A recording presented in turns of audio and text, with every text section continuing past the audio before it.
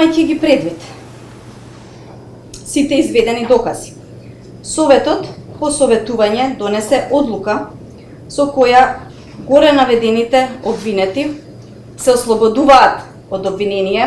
согласно член 403.1 од Законот за кривична постапка. Делото за кое се обвинуваат не е кривично дело според законот.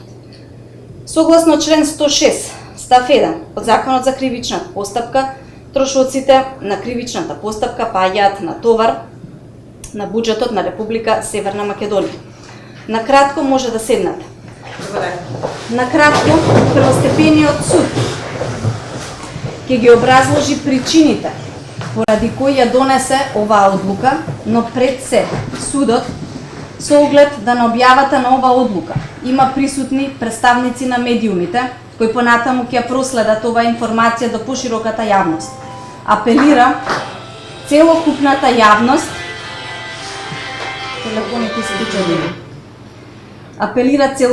јавност да биде информирана објективно и за вистинските причини поради кои е донесена ваквата одлука, без разлика на називот на тужителот или пак имињата на обвинетите. Секако заради транспарентност и немање простор за шпекулации, а согласно законската регулатива, одлуката ќе биде објавена анонимизирана на сајтот на судот. Причините за ваквата одлука се следниве. Сторител на предметното кривично дело за кое се товарат обвинетите е тој што во моментот гради или изведува градба или врши надзор над градба на сопствено или туѓо земјиште без одобрение за градење или спротивно на одобрението за градење издадено од надлежен орган. При тоа, за да се констатира постоење на битието на ова кривично дело, потребно е да се спроведе цела процедура детално опишана во Законот за градење. Согласно наведениот закон, надзор над спроведувањето на законот го врши органот на државната управа надлежен за вршење на работите од областа на уредувањето на просторот. Работите на инспекцијски надзор над примената на законот и прописите донесени врз основа на законот ги вршат градежни инспектори од Државниот инспекторат за градежништво и урбанизам и градежни инспектори на општините и на општините во градот Скопје. Во спроведувањето на инспекцијскиот надзор, соодветните градежни инспектори имаат право и должност да проверат дали учесниците во градењето имаат овластување и лиценци, како и да наредат одстранување на неправилностите, одстранување на оштетувањата, прекинување на изградбата, одстранување на градбата, затворање на градилиштето, означување на градбата за опасна, како и да превземат други работи со цел да се спречи изградбата, ако градбата се изведува спротивно на Законот за градење. Соодветниот градежен инспектор постапката на инспекцијски надзор ја покренува и ја води по службена должност, како и по иницијатива на кое било лице. Доколку при вршење на инспекцијскиот надзор соодветниот градежен инспектор констатира неправилност која согласно законот представува прекршок или кривично дело, покренува прекршочна или кривична постапка. Соодветниот градежен инспектор под услови утврдени во законот со решение наредува на инвеститорот да ја прекине на тамошната изградба ако има неправилности при изградбата, се гради спротивно на одобрението за градење, како и во други случаи точно определени во законот. Или пак со решение наредува на инвеститорот за отстранување на градбата или нејзин дел, ако се гради или е изградена без одобрение, се гради и покрај тоа што е донесено решение за прекинување на изградбата, како и во други случаи стриктно определени во Законот за градење. Во зависност од констатираната состојба на терен, соодветниот градежен инспектор составува записник врз основа на кој се донесува решение против кое може да се изјави жалба. При вршење на инспекцијскиот надзор, инспекторите се должни да проверат дали управните акти се издадени врз основа на законот и доколку утврдат дека управните акти се издадени спротивно на законот, должни се да поднесат писмен предлог за поништување на тие управни акти кои се доставуваат заедно со записник за констатираната состојба до органот што ги донел, пошто надлежниот орган кој го донел управниот акт е должен да постапи по предлогот и во рок од 8 дена да донесе решение со кое ќе го поништи издадениот управен акт или решение со кое ќе го одбие предлогот за поништување. Во Законот за градење се предвидени и прекршочни одредби за инвеститорот, за проектантот, за ревидентот, за изведувачот и за инженерот за изведба, за надзорниот инженер, за градежниот инспектор, за сопственикот на објектот, доколку не го почитуваат Законот за градење во наброени ситуации, како и прекршочни одредби за одговорни и службени лица во органот надлежен за издавање на одобрение за градење, меѓу другото и доколку не издадат одобрение за градење во определениот рок или да издадат одобрение спротивно на закон или ако не ги вршат работите на инспекцијски надзор определени со законот. Во конкретниот случај, од суштествено значење е фактот дека не постои ниту една пријава, представка од граѓанин за бесправно градење, ниту пак било каква одлука од надлежен инспектор или друго лице од органот на државната управа надлежен за вршење на работите од областа на уредувањето на просторот, односно никој во државата не превземал било какви мерки додека се граделе предметните објекти, а во смисла на тоа дека се констатирани дивоградби, ниту пак било донесено решение за отстранување на градбата.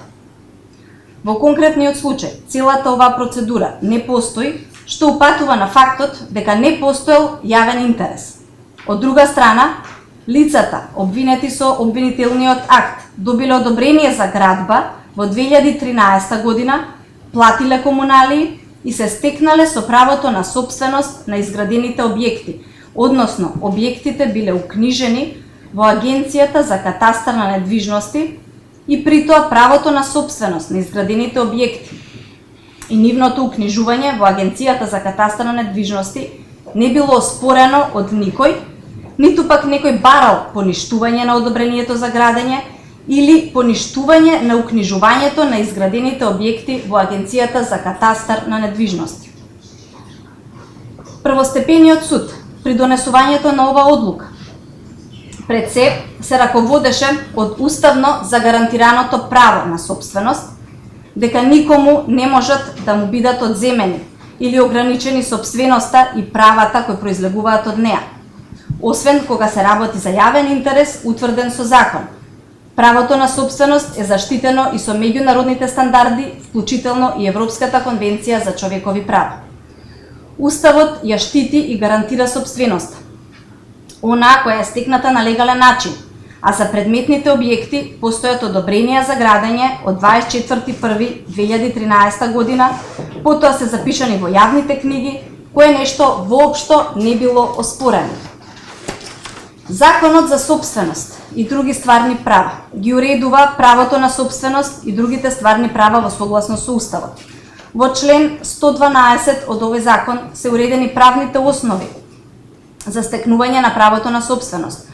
односно дека правото на сопственост се стекнува според закон, врз основа на правна работа и со наследување, како и дека право на сопственост се стекнува и со одлука на надлежен државен орган на начин и под услови определени со закон. Условите под кои може да се стекне сопственост на објект изграден без одобрение за градба е уредено во членот 121 од Законот за сопственост и други стварни права, па така според ставот 1 од наведениот член од законот. На градежен објект изграден без одобрение за градење, градителот со самата градба не стекнува сопственост, а до легализација или рушење на тој објект врз основа на одлука на надлежен орган ужива соодветна судска заштита која му припаѓа на сопственик, а според ставот 2 од истиот член, градителот на објектот кој гради на свое или туѓо земјиште под услови утврдени со тој закон може да стекне сопственост на таков објект, односно градбата да се легализира доколку објектот се вклопува во урбанистичкиот план, а градбата се потврди со одобрение за градење од надлежен орган и се запише во јавната книга за запишување на правата на недвижностите. Во ставот 3 од истата одредба, ако за земјиштето, каде што е изграден градежен објект без одобрение за градење, не постои урбанистички план, а надлежниот орган утврди дека поминале 10 години од изградбата на објектот и ја потврди градбата со одобрение за градење, градителот стекнува собственост со упис во јавната книга за запишување на правата на недвижностите, ако со посебен закон поинаку не е предвидено. Во конкретниот случај,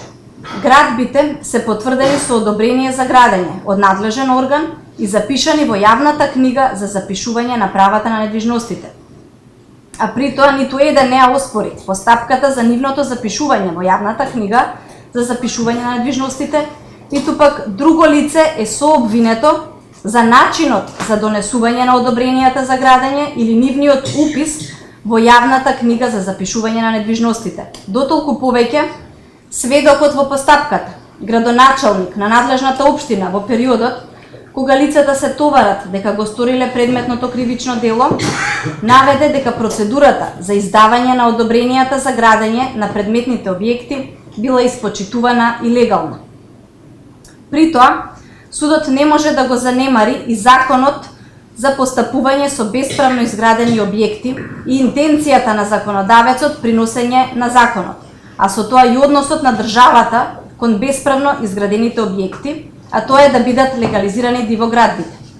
Во прилог на наведеното се и бројните јавно обвинителски и судски одлуки за кривичното дело бесправно градење